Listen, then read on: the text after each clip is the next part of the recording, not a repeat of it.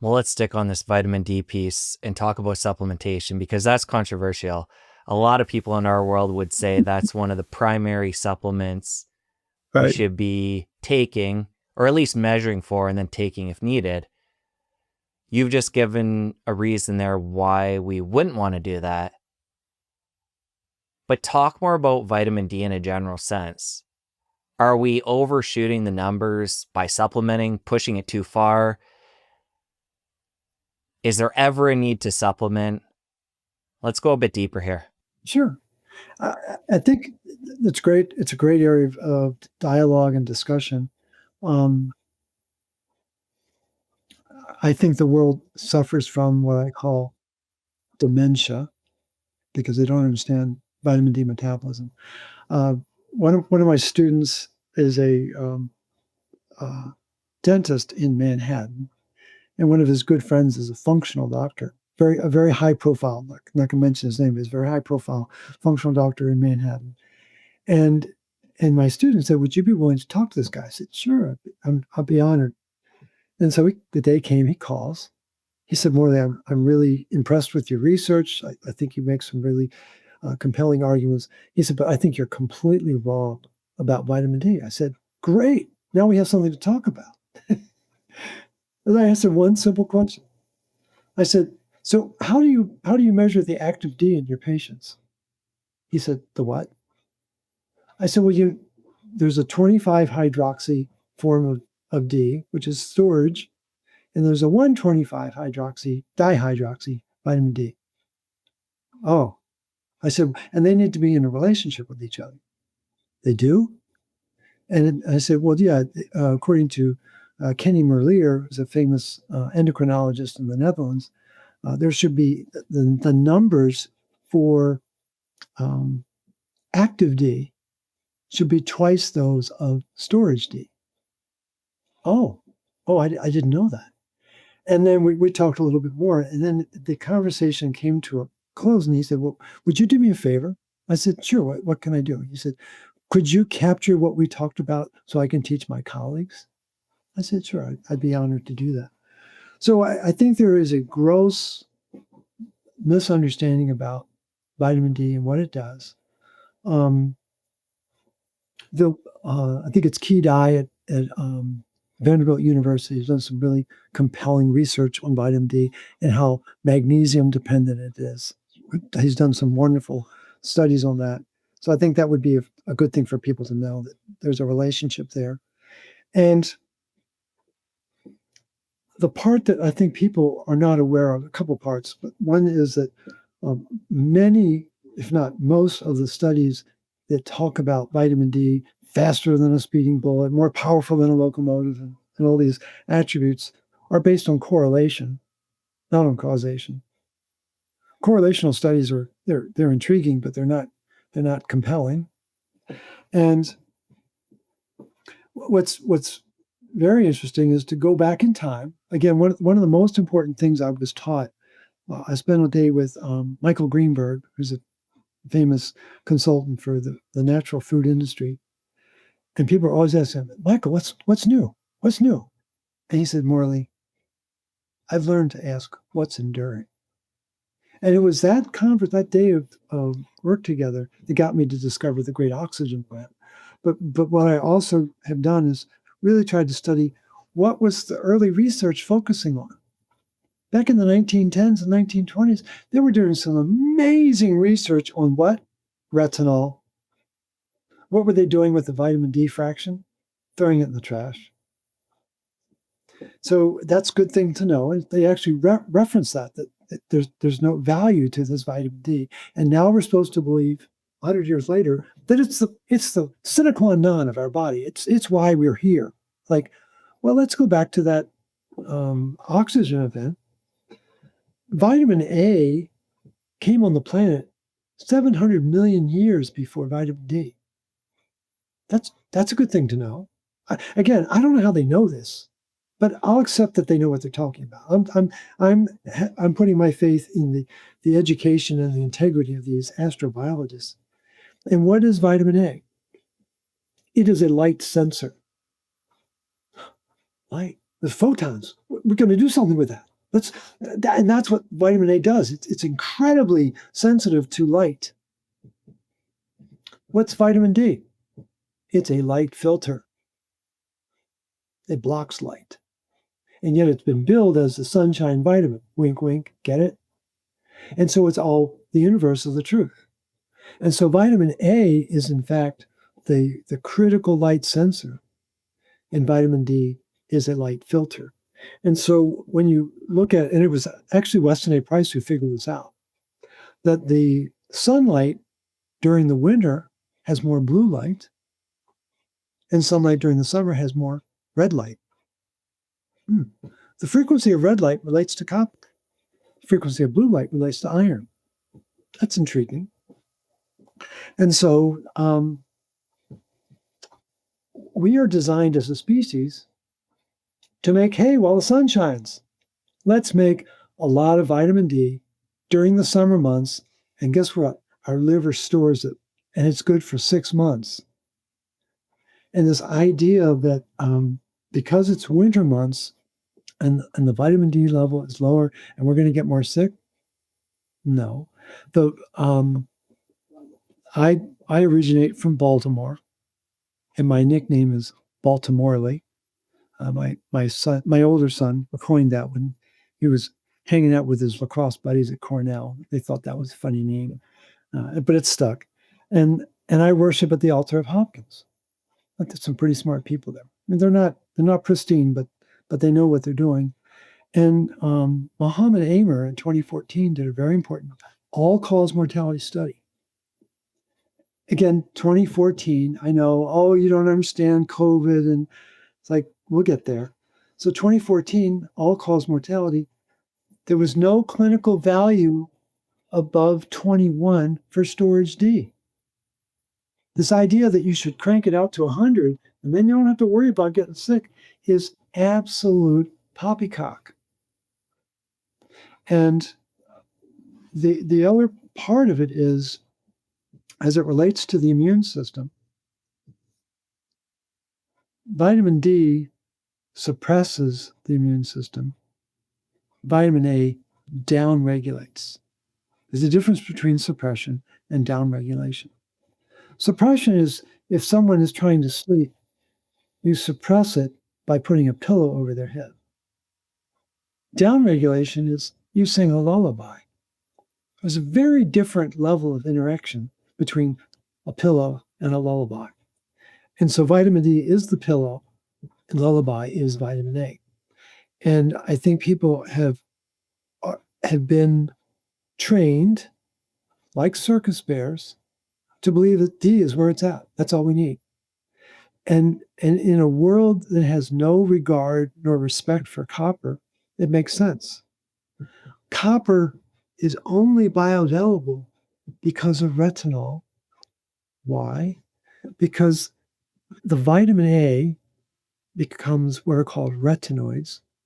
And so retinol becomes retinoids. Well, there's a whole spectrum of retinoids. And some of the most important are the retinoic acids. All-trans retinoic acid, 13-cis retinoic acid is particularly important. There's a 9-cis. But there's 4 retinoic acids made in vitamin A metabolism. 4 hormones. Vitamin D only has 1 hormone.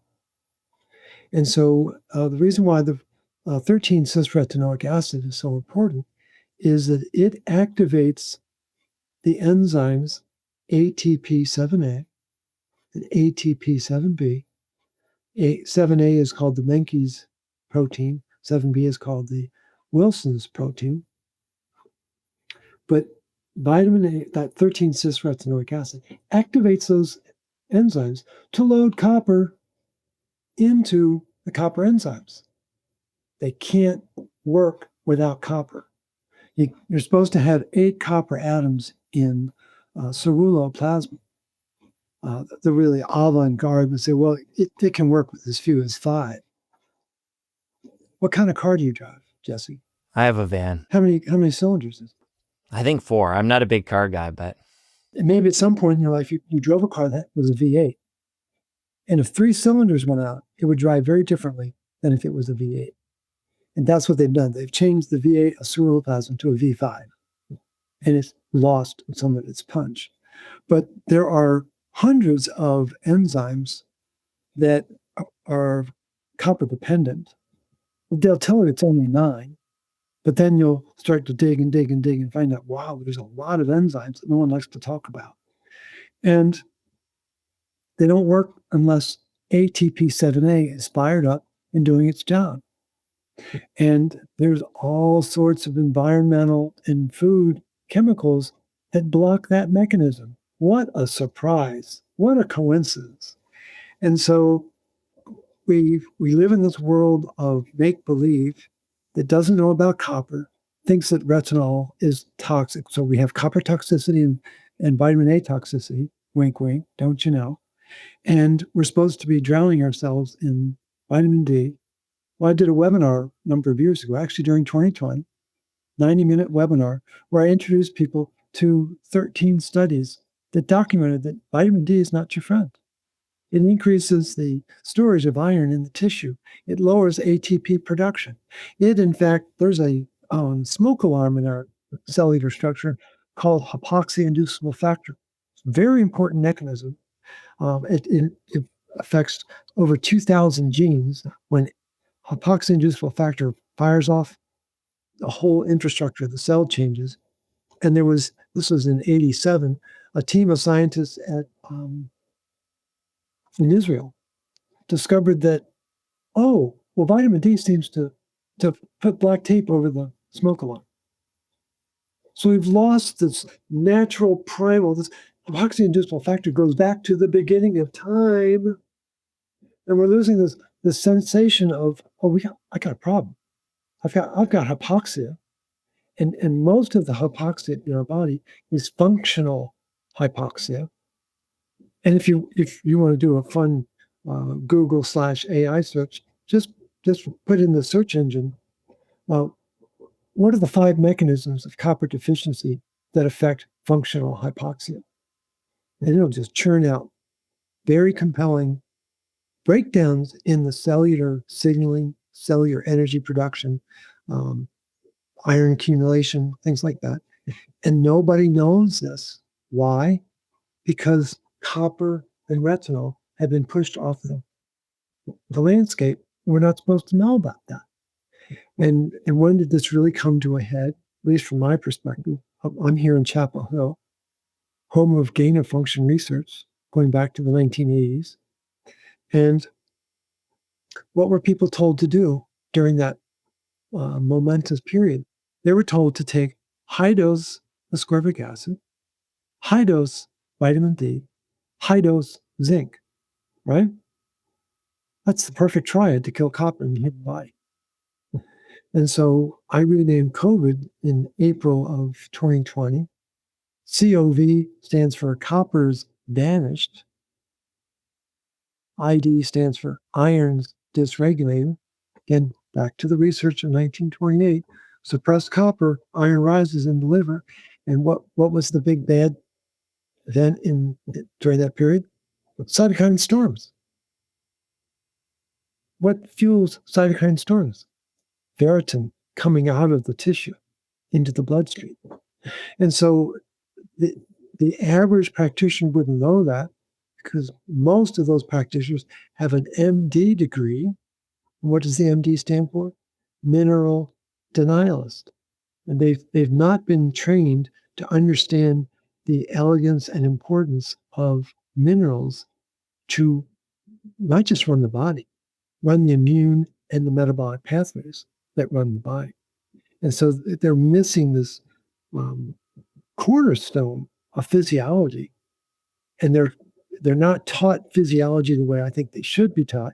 They're taught pharmacology. If this, then that. If this, they're great at memorizing stuff. But ask them why is my vitamin D low? Why is my cholesterol high? Why do I have plaque in my arteries? Why are my bones getting thin, doctor? And I can tell you for a fact that the last thing you want to do is take calcium and vitamin D if you have osteoporosis. is the worst possible solution because it does nothing to rebuild the energy production in the bone matrix, does nothing to reestablish lysyl oxidase, does nothing to reestablish ascorbate oxidase. These are really important enzymes to build back the bone matrix. And no one is talking about that. And so we live in this very sequestered world of knowledge that certain subjects are okay to talk about. Other subjects are cordoned off, and we're not supposed to talk about that. And I just think it's time to spread the good news, if you will, of how incredibly intelligent and beautifully designed their body is, but it's based on nutrients that we're not allowed to talk about. So it's just Well, we're going to talk about them here. Continue to. I appreciate So that. far on our no-no list, vitamin D supplementation, calcium, zinc, ascorbic acid. We're going to come back to a couple of those. Right. But I want to stick with vitamin D and zoom back from what you've shared already. Sure. In a practical sense, given all that, obviously we're not going to supplement, but what is a healthy vitamin D level and exposure to sunlight? You mentioned the 6 months that we can store it. What does vitamin D in a healthy sense, practical sense, look like? Measured in the storage fraction, it would be 21 nanograms per milliliter. That's a very healthy. Now, the powers that be would want us to believe that it's 30 to 100.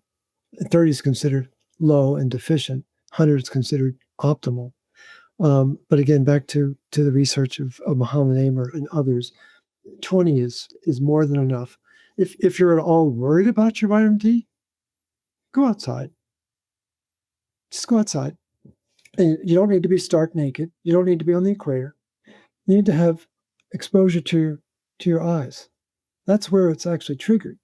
The production of vitamin D is triggered in the retina, not, I mean, there is a conversion of cholesterol under our skin that becomes vitamin D. I'm well aware of that, but it only takes a few minutes of sunshine to the eye to rebuild what's needed.